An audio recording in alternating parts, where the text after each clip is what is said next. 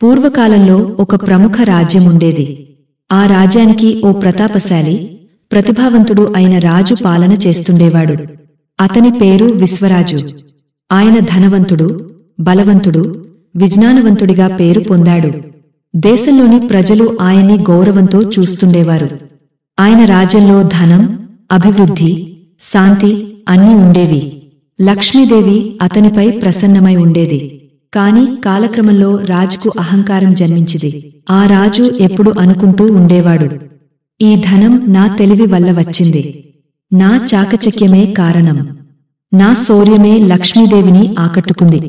ఈ అహంకారమే ఆయన్ని మొదటి పొరపాట్లోకి నెట్టింది.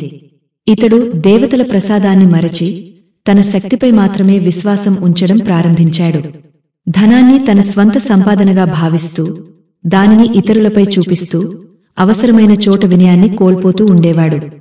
ఫ్రెండ్స్, ఒక్క క్షణం కూడా మిస్ కాకుండా చివరి వరకు ఈ కథను వినండి, మీ మనసును తాకుతుంది. ఇంకా ఎవరైనా ఈ వీడియోను లైక్ చేయకపోతే ఒకసారి లైక్ చేసి సపోర్ట్ చేయండి. మీ లైక్ ఒక మంచి కథను మరింతమందికి చేరేలా చేస్తుంది. ఫ్రెండ్స్, మనం ఇప్పుడు అసలు కథలోనికి వెళ్దాం. ఈ స్థితిని చూసిన లక్ష్మీదేవి ఇతడి లోపం తెలుసుకునేంతవరకు నేను ఇతనిని వదిలిపెట్టాలి అని నిర్ణయించుకుంది. ఆమె క్రమంగా అతని నుంచి దూరమైంది. ధనం తగ్గడం మొదలైంది. వ్యాపారాలు నష్టపోయాయి. యుద్ధాలలో ఓటములు వచ్చాయి.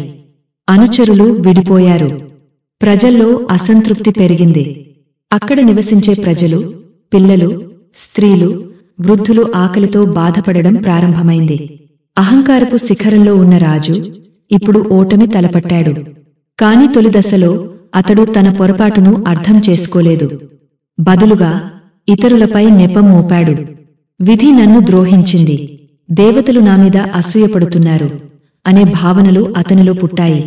ఇక్కడ మనం అహంకారం అంటే ఏమిటి అని ఆలోచిస్తే, ఇది నిజంగా మనం చేసే పనికి ఫలితాలపై హక్కు లేదని భగవద్గీత చెబుతుంది.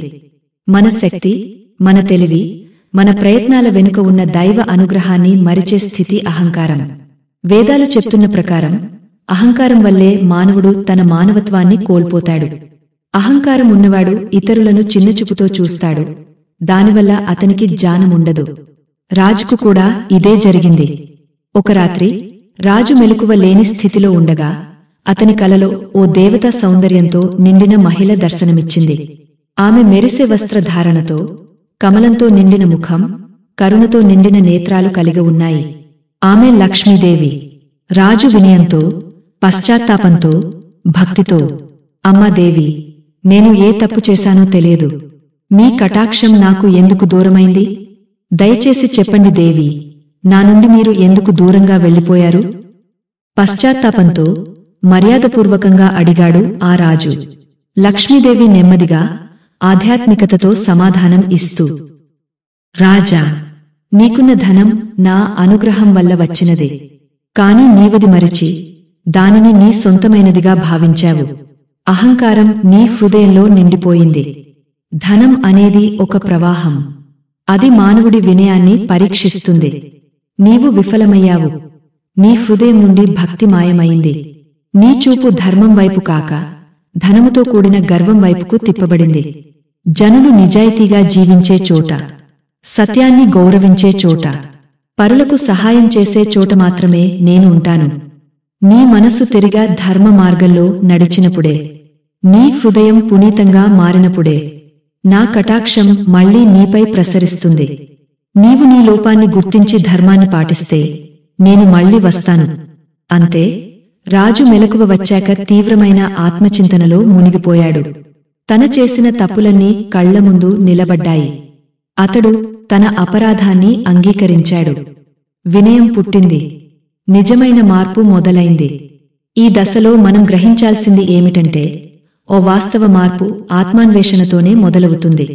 ఒకడు తన పొరపాటును అంగీకరించగలిగాడు అంటే అది అతనిలో ఉన్న మేధస్సు, ధర్మబుద్ధి, లక్ష్మీ కటాక్షం వైపు సూచిస్తుంది. లక్ష్మీదేవి కలలో కనిపించి రాజును సంభాషించిన అనంతరం అతని జీవితం పూర్తిగా మారిపోయింది. ఇప్పుడు అతను తన లోపాలను స్వీకరించాడు. కాని రాజు రాజభవనంలోని భోగాల్ని మాని సింపుల్ జీవితం మొదలుపెట్టాడు. నిత్యం ప్రజల మధ్య తిరిగి వారి కష్టాలను అడుగుతూ వారి అవసరాలకనుగుణంగా నిర్ణయాలు తీసుకోసాగాడు. అతడు మొదటిసారిగా ధనాన్ని ధర్మార్థంగా వినియోగించడం ప్రారంభించాడు. భగవద్గీతలో శ్రీకృష్ణుడు చెప్పినట్టు శ్రేయో హి జ్ఞానమభ్యాసాత్ జ్ఞానాధ్యానం విశిష్యతే ధ్యానాత్ కర్మఫల త్యాగస్త్యాగాత్ సాంతరనంతరం. ఈ శ్లోకం ప్రకారం ధర్మం అనేది సాధన, అభ్యాసం, జ్ఞానం, ధ్యానం మరియు త్యాగంతో నిండి ఉంటుంది. రాజు ఈ మార్గాన్ని అనుసరించాడు. రాజు పట్టణానికి వెలుపల ఉన్న ఒక చిన్న గ్రామంలో తీవ్ర కరువు ఉందని తెలుసుకున్నాడు. అక్కడ స్వయంగా వెళ్లి తానే అన్నదానం ప్రారంభించాడు. ఒక పేద రైతు తన సమస్యను తెలిపినప్పుడు రాజు అతని నేలలను తానే స్వయంగా వ్యవస్థీకరించాడు. ఇలాంటి చర్యలు క్రమంగా ప్రజల హృదయాలను గెలుచుకున్నాయి. ఒకరోజు రాజు నదికట్టపై కూర్చుని ఉన్నాడు. ఓ పేద మహిళ తన చిన్న పిల్లలతో ఆకలిగా ఏడుస్తూ కనిపించింది. పేద మహిళను చూసిన వెంటనే అతడి మనసు స్పందించడమే నిజమైన మార్పుని సూచిస్తుంది. రాజు వెంటనే తన దగ్గర ఉన్న ఆహారాన్ని వారికి ఇచ్చాడు. ఆహారం అంటే జీవనాధారం. తన అవసరాలను పక్కన పెట్టి ఎవరికో ఒకరికి భరోసా కలిగించడం, ఇదే నిర్మలమైన సేవా భావన. గర్వంలో ఉన్నవాడికి ఇతరుల బాధలు కనిపించవు. వినయంతో ఉన్నవాడికి ఇతరుల బాధలు తనవిగా అనిపిస్తాయి. ఆపైన తన వస్త్రాన్ని ఆమెకు ఇచ్చి మిగిలిన అవసరాలు తానే చూసుకున్నాడు.